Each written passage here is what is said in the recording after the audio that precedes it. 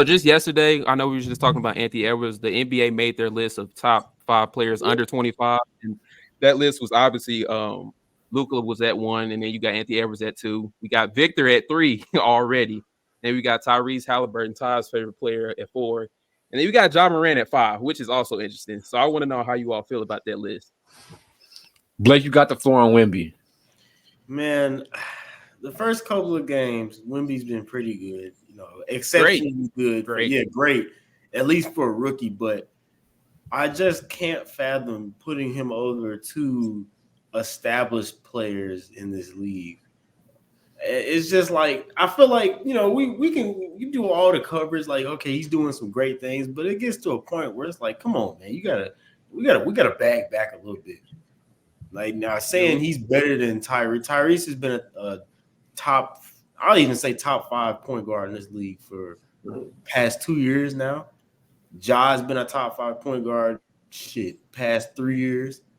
You can't put somebody that's just now coming into the league who's doing great things. I'll say that. I'm not going to discredit him, but you can't put him over two guys that have established themselves as top point guards in this league. I agree. I think a couple of things that Ja disrespect. Like I get it, but he's led his team to the playoffs for the most of the time he's been in the NBA. Not this year. We'll see what happens when he comes back. But I mean, if he comes back, gets to the playoffs, that's MVP. We're talking MVP. NBA won't give it to him. But he come back most likely. I'm predicting their record. They might be like 4-21. Yeah, they just snuck them a win Friday too. But I love Wemby. I've caught every single Wemby game this season, maybe besides one. And then this isn't a Wemby analysis video. We're not going to get too much into that. But this would be different if this list was based off of upside. No, the list is for the top 5 players under 25 right now. And you're going to tell me that Victor Wembanyama is top 5 player under 25 right now. He hasn't even played double-digit games just yet. I can't do that. It's not fair. You know what I mean? It's just for clicks, bro. At this, it's got to be just. We're barely into the second week of the season. It's not even like we're probably a little past that. Like Ty said, we haven't even hit double-digit games, and they already put them. Matter of fact, it's not even that they put them third; it's that they already put them on the top 5 list. Like, that's the part. Like Ja, like that's kind of disrespectful. Tyrese, like you said, that's definitely disrespectful. But anything besides that, anything besides the Victor thing, like, do you all have a problem with the list? Though I feel like the list besides Victor is pretty accurate. I'm a fan that I'm a fan of the point that Tyrese is in that top 5 because I really don't think people realize how good Tyrese Halliburton is. It's because he plays for the Pacers. They haven't been giving him the credit he deserves. I got to go back because this is still one of my greatest takes ever. When I said the Chicago Bulls should have picked him number 5 overall, and now they're without a point guard. How different is this team if Tyrese Halliburton is there? Like he's 20-10, and for his whole career since he's been in the league, let's think about his rookie year. He's a point guard his whole life, plays the 2, and he's never had a season where he's been inefficient. Tyrese Halliburton has been efficient his entire NBA career, playing multiple roles. He didn't become that point guard 1 till he got to Indy. But even when he's kind of playing off of De'Aaron Fox, the splits were crazy. And then it's just ridiculous. And again, we'll see what he does because he's never really played many meaningful games outside of playing for Team USA. He hasn't, been in the playoffs yet for Indy. I don't even think they've made a playing game just yet with him there. But they got a chance this year. But what he's done individually it's just been amazing. Is it fair to put him over Ja? Probably not, because I've seen Ja lead his team to the playoffs and actually expedite this Grizzlies rebuild. This Grizzlies team was way ahead of schedule with how good they were. They were good the year they should have started rebuilding. If we want to be completely honest, we can definitely put Ja at 2. If we want to be honest, it's a possibility. You can debate him and Anthony Edwards. I'm gonna be honest with you, but I would still take Anthony Edwards, but you can debate it. But yeah, Tyrese Halliburton, I think he just doesn't get the love. It's just because he plays for the Indiana Pacers, and we get to watch the teams through the Midwest, but we do. But they just don't pay attention to the Indiana Pacers. That's all it is. Because he's definitely worth that. Yeah. Halliburton is secretly, I don't really care about. If you're a fan of point guard play, he's secretly one of the most entertaining players in the NBA. If you really watch this dude play, the passes he makes, he plays with a certain type of flair that we haven't really seen since Paul George brought a good level of flair. So we haven't seen that level of. They've had good teams before he got there, but it's a certain level of flair he plays with, and personality. Like I know the no look passes like 8 out of 10 times are like unnecessary. Like he didn't need to turn around and shit, but it's fun to watch.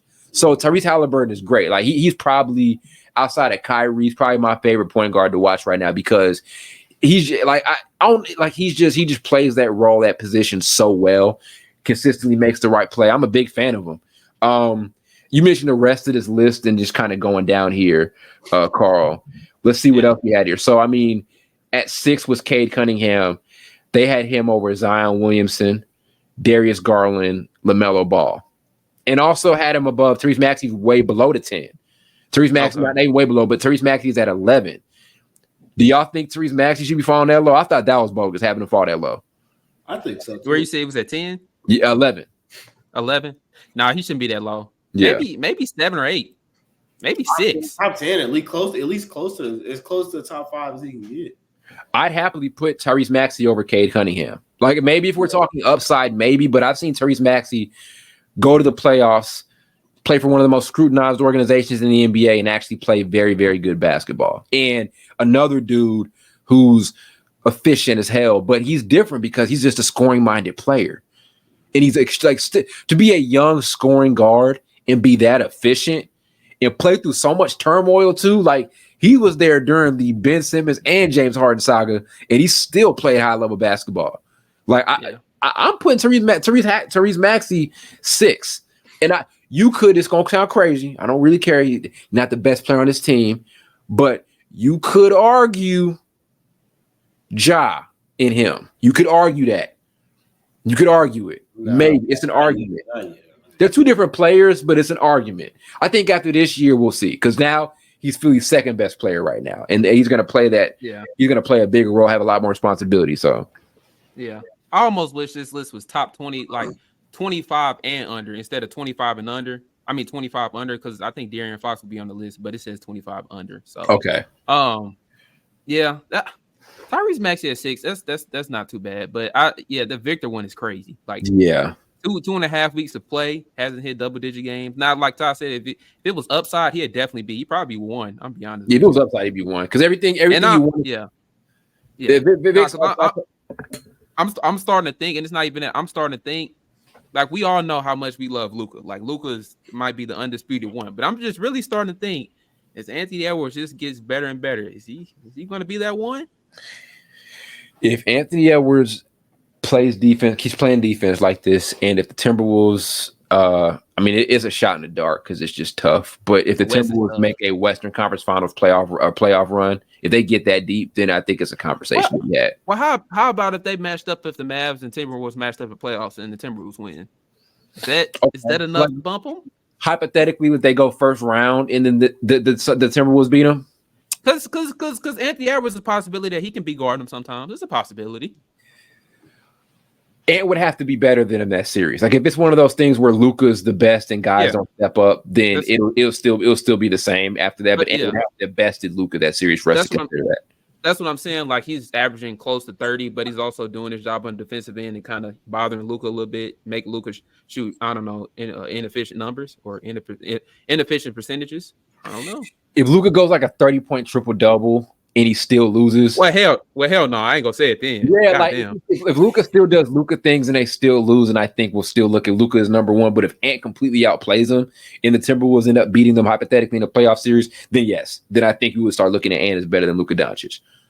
But at least right now, especially what Luka's doing, what he's doing right now, it's not. Yeah, because Luka's made as much of an MVP case as Ant has as well this season. As a matter of fact, Dallas has just been like a game better than the Mavericks or the Timberwolves to get the season started. So, well, Luka's infamous for starting off the first month of the season red hot and then like cooling down. Like he's done that the last couple seasons. Yeah, because that's why we always think, he's going to win MVP, and he definitely doesn't. Like he still has great seasons. I'm not going to say he doesn't, but then he cools off for sure. Like Jason Tatum, he doesn't cool off like Jason Tatum does because Jason Tatum's have periods where he can be the MVP, but he definitely cools off. Yeah, I think Luka's thing is the team just kind of gets to a point where you're like, like I think all that damn scoring and no damn defense. Yeah, and that's gonna bite him in the ass too. Like I'm surprised they're one of the best offensive teams in the league right now, but defense is still amazing. It is gonna bite him in the ass because that just gets like, bro, you can't win like that. Like you're not You didn't make the playoffs for a reason. I get Kyrie wasn't there that much like a time to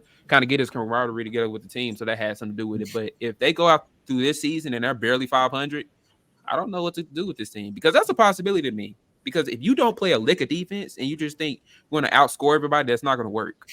Nah, you have to play some defense. I'm not saying you got to be top 5. At least be middle of the pack. They probably dead last in efficiency. If I just had to guess, they're bottom half. They're one of the worst teams defensive rating wise. And I mean, also we saw that too. I mean, they lost to the Nuggets on Friday in their first in-season tournament game. And I'm like, yeah, you just can't outscore everybody because you're going to run into a team that's just better offensively than talented. You. Yes, talented. Because outside of Kyrie and Luka, what else do you have? They got like, yeah. I mean, and also the Nuggets just run such a great offense. Like that's gonna like you if you can't guard that and it's not gonna. You can't be a team without an exceptional offensive system and no defense to try to beat a team that has no defense but has an exceptional offensive system. Like you can't beat that type of team. The Nuggets you got to be able to play defense against them to even have a fucking chance. So yeah, that's that.